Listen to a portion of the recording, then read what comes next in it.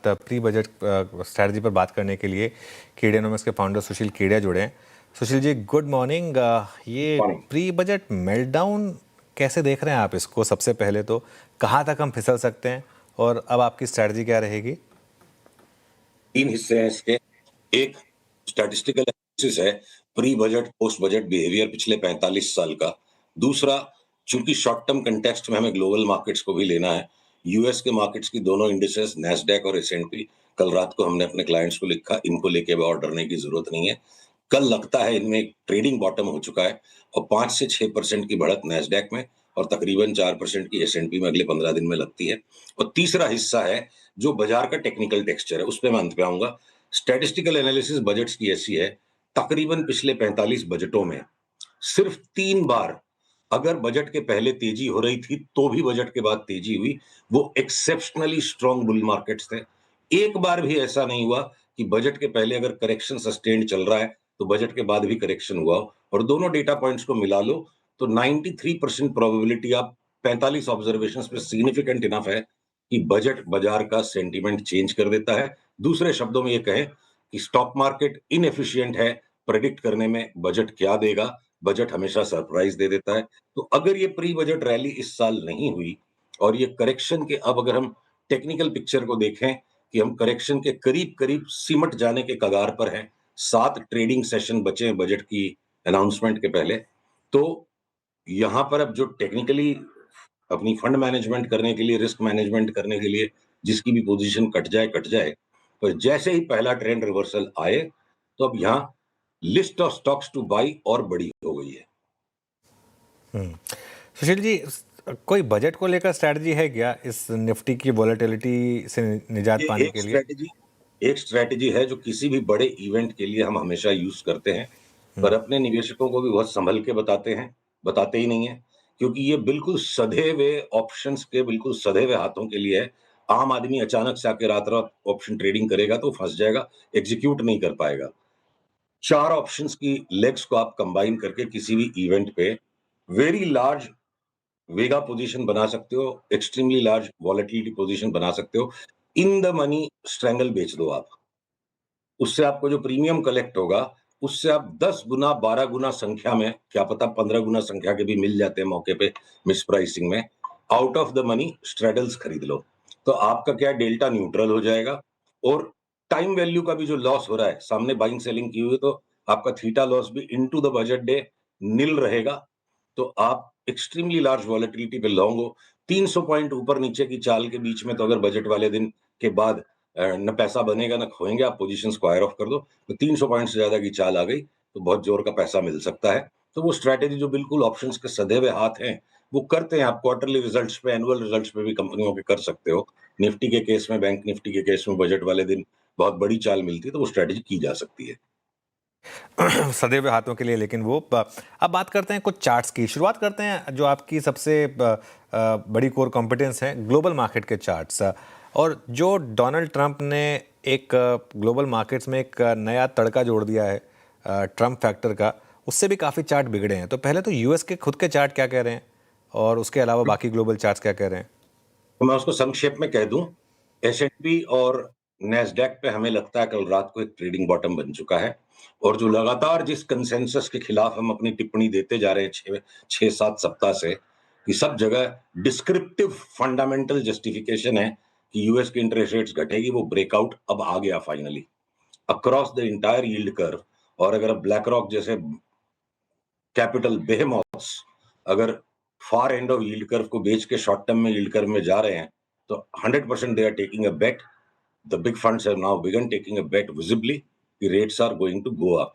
तो रेट्स का ऊपर जाना एक बार शॉर्ट टर्म में घबराहट पैदा करता है, पर अगर पूरा यील्ड कर्व ऊपर जाने वाला है तो ये जो टैरिफ लगते जा रहे हैं यूएस कंज्यूमर के ही सर पे लास्ट में फूटेंगे। तो इन्फ्लेशन अराइज करेगा अमेरिका में, इकोनॉमी ओवरहीट करेगी, ये व्यू हमने लिया हुआ है और उस पर कोई चेंज नहीं है। अब आ जाते हैं हम डॉलर इंडेक्स पे, जो क्षणिक एक करेक्शन कंप्लीट सा लगता है कल का। एक बार 103 तक डॉलर इंडेक्स भी बढ़े तो अब एक ऐसी भयावह परिस्थिति हो गई कि इंडिया चुप्पी साधे बैठा है, चाइना रूस अमेरिका के खिलाफ है, अब उसने पूरे नाटो को भी अपने खिलाफ कर लिया। तो देखो ट्रंप क्या है, सारे संसार को पागल करने का काम कर रहा है, मुझे नहीं लगता वो पागल आदमी है। ये सब सैबर रैटलिंग है, कहीं ना कहीं इसका सोल्यूशन निकलेगा। और जो अमेरिका के दिवाला पिटने की परिस्थिति बनी हुई है, भगवान से मनाइए वो दिवाला न पिटे, क्योंकि जब अगर नगर सेठ उलटता है तो पूरा शहर बर्बाद हो जाता है।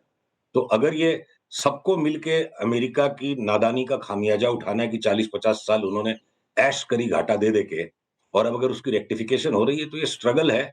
एक नया बुल मार्केट ओरिजिनेट होना चाहिए। देखिए, मार्केट 50 साल में, 200 साल में अलग-अलग लेवल पे परमानेंट बॉटम बना देता है। हो सकता है ग्लोबल मार्केट 10-12% की आप जगह रखो, पर एक पूरा ग्लोबल रीसेट जो बन रहा है, तो इंडिविजुअल स्टॉक्स पे ही बड़ी बेट्स लेनी चाहिए। और यहाँ मैं साथ एक बात और जोड़ूंगा अनुज, खाली इंडिया में नहीं, पूरे वर्ल्ड वाइड हम ये पैटर्न देख रहे हैं। जब हम सारे मेजर इंडिसेस के कंपोनेंट स्टॉक्स को एनालाइज करें, हर जगह पे करेक्शंस, 5-5, 10-10 स्टॉक्स को पकड़ के आ रहे हैं। 10 स्टॉक ऊपर चल रहे हैं, 10 स्टॉक करेक्शन आ रहे हैं। तो इंडिसेस में कहीं कोई बड़ी डैमेज नहीं हुई है, और इंटरनल इंटरनल हर चीज के प्राइसेस रीसेट हो रहे हैं।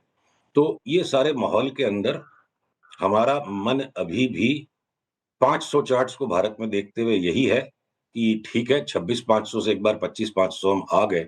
और ये भी कोई आकस्मिक नहीं हुआ है। लगातार हमारे इंटरनल नोट्स हमारे क्लाइंट्स को 25,300 के लिए सावधान कर रहे थे कि पहले 25,700 वो टूटे तो 25,300। और अब मैं अगर बजट के स्टैटिस्टिक्स को जोड़ूं, तो हम और भी तत्परता के साथ कमर कस के तैयार हैं कि जहां ये मार्केट घूमे, तो फिर ये परिस्थिति बनने वाली है कि स्टॉक्स तो इतने सारे लेने, पैसे उतने ही हैं जितने थे हमेशा। वेल रुपी 91 क्रॉस कर चुका है। जी हाँ, पहली बार इतिहास में हम डॉलर रुपी पर 91 पर डॉलर के पार। और एक बहुत बड़ा फैक्टर इसमें है लगातार जो एफआई की सेलिंग रही है। इसको बिग ब्रेकिंग में डाल दीजिए प्लीज़। 91 क्रॉस कर चुके हैं हम डॉलर रुपी पर। सुशील जी, एक व्यू इस पर हो जाए पहले डॉलर रुपी पर, क्योंकि एक बहुत बड़ा सरदर्द बनता जा रहा है अब ये, जिस तरीके की एफआई सेलिंग रही है, जिस तरीके से डॉलर रुपी बिहेव कर रहा है अब 91।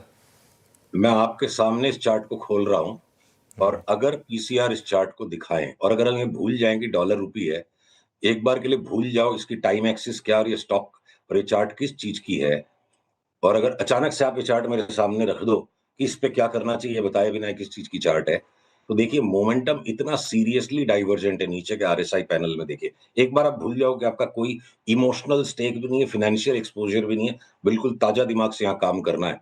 तो इतनी बड़ी तेजी जो हो चुकी है, इसके बाद अगर डॉलर पे यहाँ तेजी करी जाए, तो उसमें कोई समझदारी नहीं दिखती। It's too late to be a dollar bull versus the rupee, and certainly a little early to predict कि ये रिवर्सल हो ही जाएगा।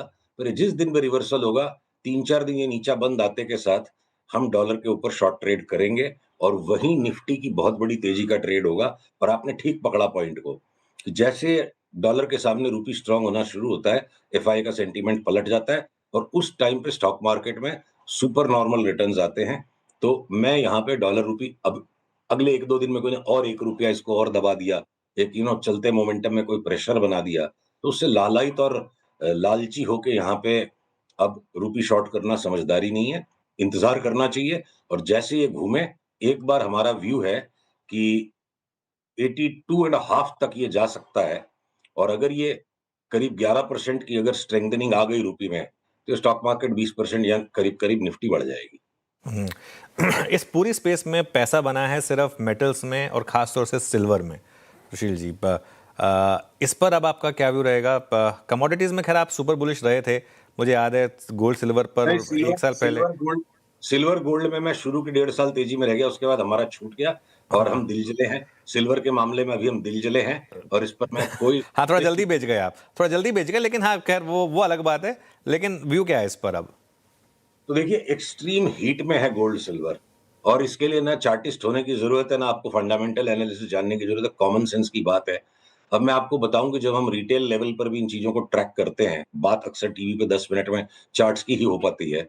अगर एमटीएफ कर करके लोगों ने, मतलब सुनारों के पास से जाके मार्जिन ट्रेडिंग में भी लोगों ने सिल्वर उठाई हुई, तो जिस दिन ये पलटी मारेगा, तो ऐसा हाहाकार मचेगा। जब तक नहीं मार रहा है, तो वो एक यूफोरिया चल रही है, तो सिल्वर को साइड में रख दीजिए।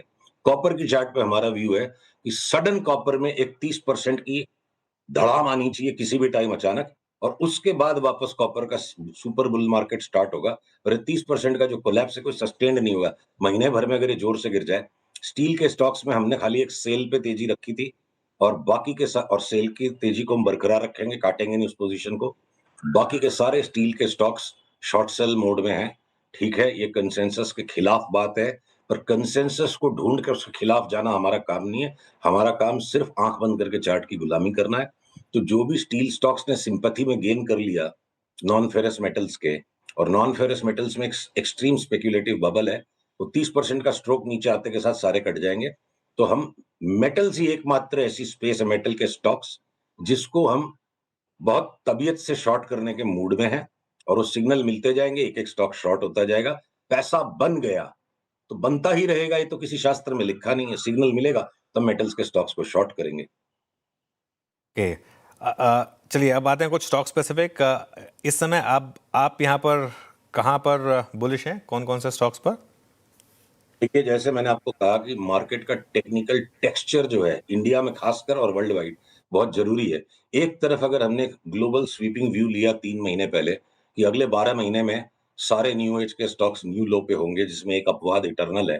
पर अब देखिए, थोड़ा करेक्शन, अच्छा खासा करेक्शन देने के बाद अगर अब पॉलिसी बाजार में वापस 1000 रुपए के ऊपर की चाल बन गई, और वो हमने परसों अपने क्लाइंट्स को दिलवाया है, वो डिस्क्लोजर आपके साथ जरूरी है।